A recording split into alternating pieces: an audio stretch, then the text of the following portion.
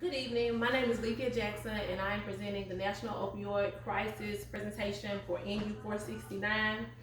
With us this evening, we have Mr. Keegan Armstrong, who is an ER nurse, Mr. Joaquin Taylor, who is a recovery room nurse, Ms. Tabitha Bynum, who is a school nurse, Ms. Venus Aaron, who is Director of Nursing, and Ms. Lanaya Armstrong, who is an LPN. By the end of this presentation, our learners will be able to have a clear understanding of what the opioid crisis is. They will have an understanding of the difference between acute and chronic pain. They will recognize signs and symptoms of opioid abuse. They'll be able to list 2 statistics about opioid crisis. They will understand the purpose of the prescription drug monitoring program, and they will be able to list 1 example of a non-opioid treatment. What are opioids? Opioids are a class of drugs that's used to reduce moderate to severe pain. They have been used to increase the use of, there has been an increase in the use of prescription opioids for the treatment of chronic pain, and the use of these drugs can lead to addiction, abuse, and overdose. The misuse of and addiction to opioids, this includes prescription pain relievers, heroin, and fentanyl. The opioid epidemic is rapidly evolving. It affects people of all races, genders, age, professions, socioeconomic status. Is no discrimination when it comes down to this epidemic. In the 90s, pharmaceutical companies assured the medical community there would be no risk for addictions, but with the increased prescriptions of opioids, it's led to misuse, which before it actually became certain that these drugs were actually addictive. So now, of course, with everything that has transpired, we are aware of how addictive these medications actually are.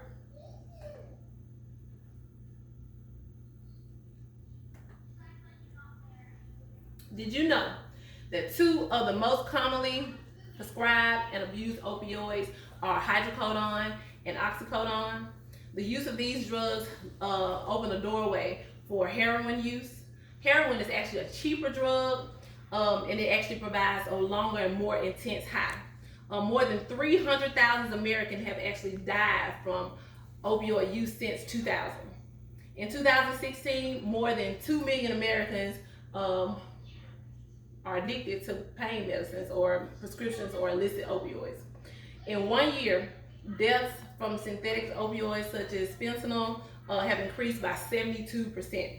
In 2016, 175 Americans died from drug use per day.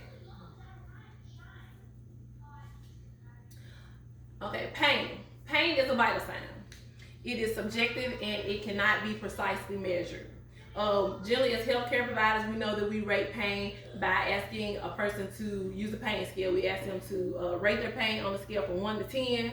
And as providers, we try to give a description of the pain by asking the intensity, location, duration, what aggravates the pain, or what alleviates the pain. The pain assessment is the key to having optimal pain management. The difference between chronic and acute pain. Acute pain can be mild and it can last for a short moment, or it can be severe and last up to 6 weeks. Now, and some examples of acute pain would be like a broken bone, a burn, dental work, or even labor or childbirth.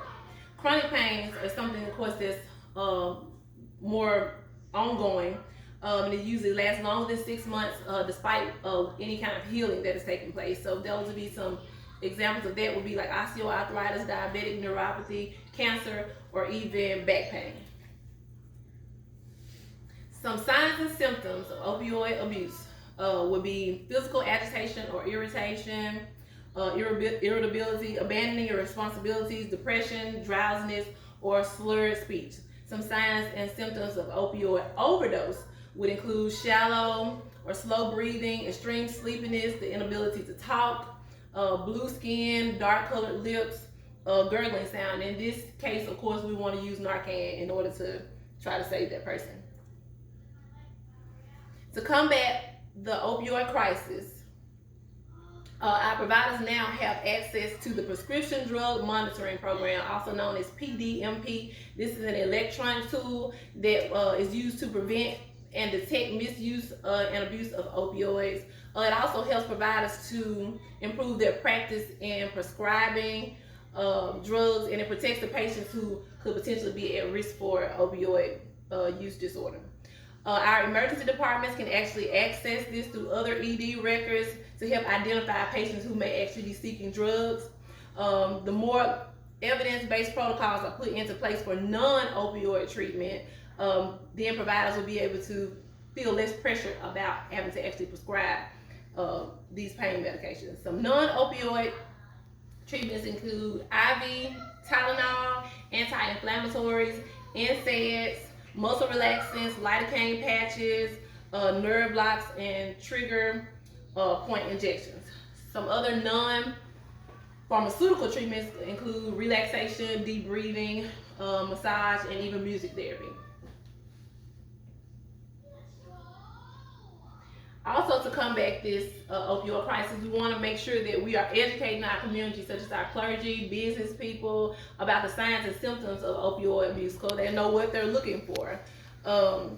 We want to raise awareness in our communities, and two examples of things that we could do in our communities is International Opioid Awareness Day.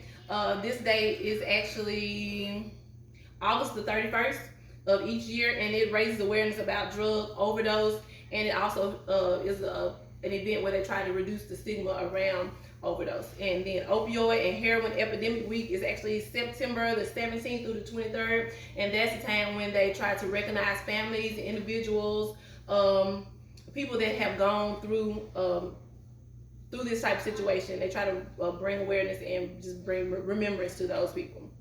We want to train our first responders, such as police and firemen, on the administration of Narcan, and we want to also put drug court into use, and that's just a place where specifically for drug-related offenses. That's a court specifically related for drug offenses.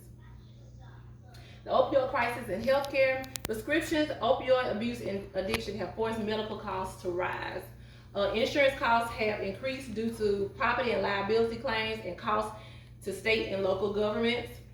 And reimbursement policies such as incentives in healthcare, technology systems that encourage the use of our universal systems such as the PDMP that we already discussed, or implementing screenings and interventions or referrals for a treatment protocol. Those things have a high potential to reduce insurers' risk while addressing this serious issue that we face.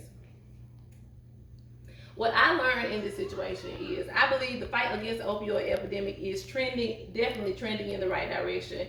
And I think it's essential that we collaborate with our healthcare providers, our leaders, our community members, medical personnel, in order to make sure that we're all knowledgeable about the epidemic so that we can work together to fight it. Nurses such as us are on the front line of this epidemic, and we must commit ourselves to taking a stance as leaders in the fight against the opioid dependence and abuse and death.